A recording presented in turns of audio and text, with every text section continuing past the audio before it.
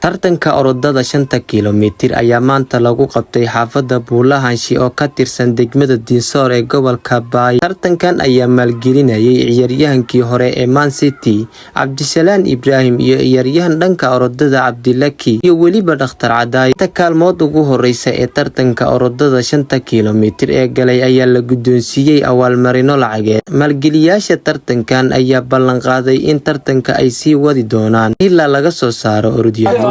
soo gabagabay barnaamijkii orodka ahaa ee xaafadda Buulahansho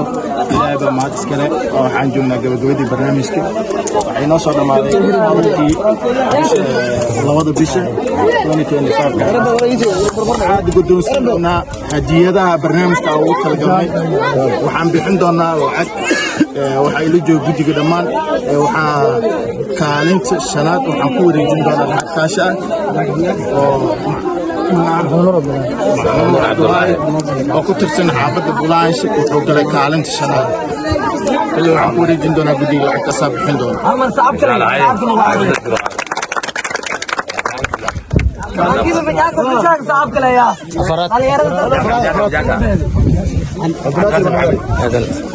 kaalinta afraad waxaa inoo galay Cabdinaasir Maxamed waxaan ku leenahay guuleystaa waxaan ku wareejin doonaa laakiin goob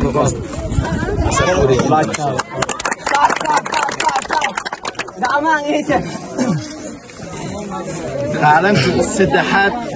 tartanka orodka bisha labada bisha February 2025 waxaa ka guuleystay Aadan Sane Warow.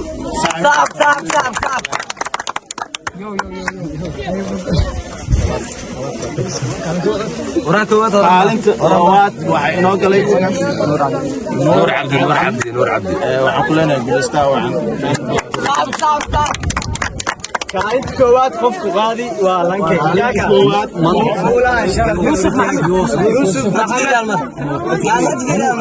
محمد يوسف محمد وخف كوروش كانت كوات بولستا وتكتك أردودا وسلوكاود كيلومتر عبدالسلام إبراهيم بويلة وتاريخ لم سلوكاود لانكي كانت كوات انجلي واي هالمرة ورجلنا جودي قدوميها طبعا قاعدة برنامج كترتنك صارت كعفة بولانش مستر بوب وقلنا نقول بدونسي هالكلمة بس يسلا هو هاي هالكلمة بس قدام مغايا هالكلمة بس قدام مساك عليك كوات بولانش وقفي غالي محمد يوسف محمد نور وكانت كوات وعرف كترتنك غالي لكالينا عم بري عرف صعو وليستانا بروانا إن شاء الله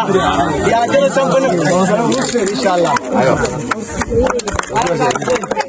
هاشم حسن سودي ورباهين تأكون TV دقمة الدينصور جوال كاباي.